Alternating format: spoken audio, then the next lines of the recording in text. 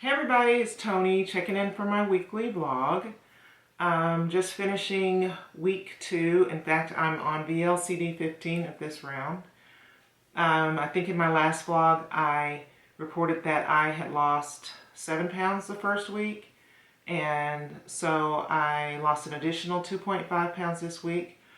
I had a couple of setbacks, one being a binge and the other being a full-out cheat, where each time I gained a pound and a half or over a pound and a half. I don't remember exactly, but by getting back on protocol the following day, I was able to lose whatever I had gained from the cheat / binge. So I think I had one early last week.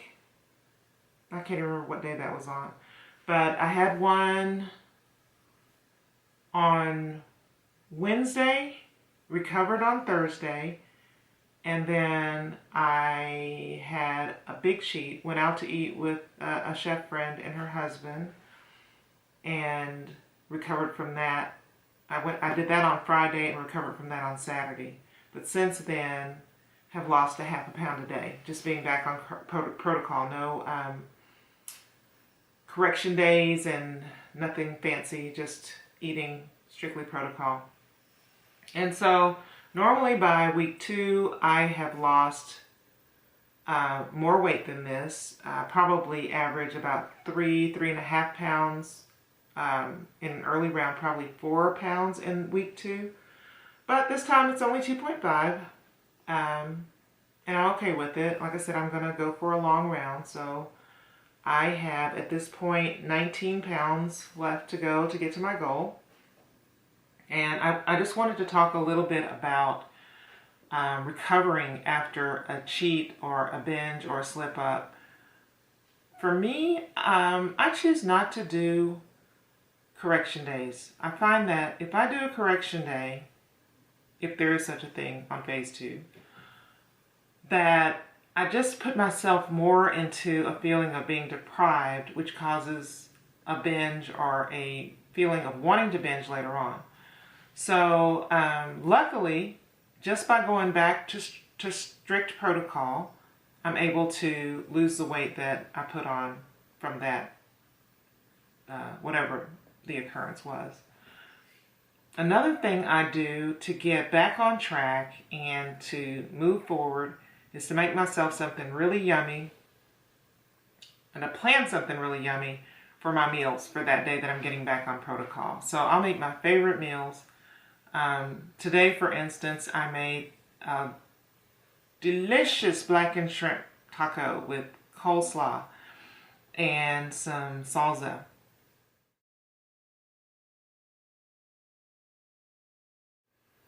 That was incredible. That meal was incredible. So I suggest you treat yourself with something on protocol that you love, preferably that you cooked yourself, so you know what's in it, and just move on. The other thing I wanted to talk about was these new protocols. You probably already know that I'm on something called the Thin Deluxe protocol, which is a protocol that goes along with some hormone-free drops that I'm using. But I have done several rounds of prescription HCG, and I was successful. I say several rounds. I did one short round and a really long round of prescription HCG. The thing is, I think that Dr. Simeon's created the original protocol because he found that in the patients that he tested, nearly 100% of them did well on that protocol. And I think that, honestly, that may be the most fail-proof protocol to follow.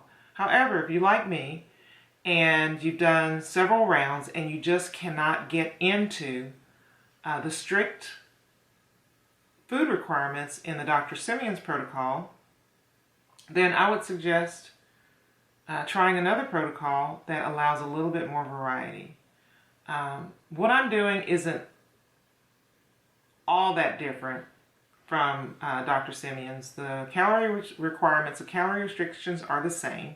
You need to stay around 500 calories unless you work out. And there's a few extra foods and just the addition of those extra foods makes it easier for me to stay on and to keep going when I would have otherwise have given up.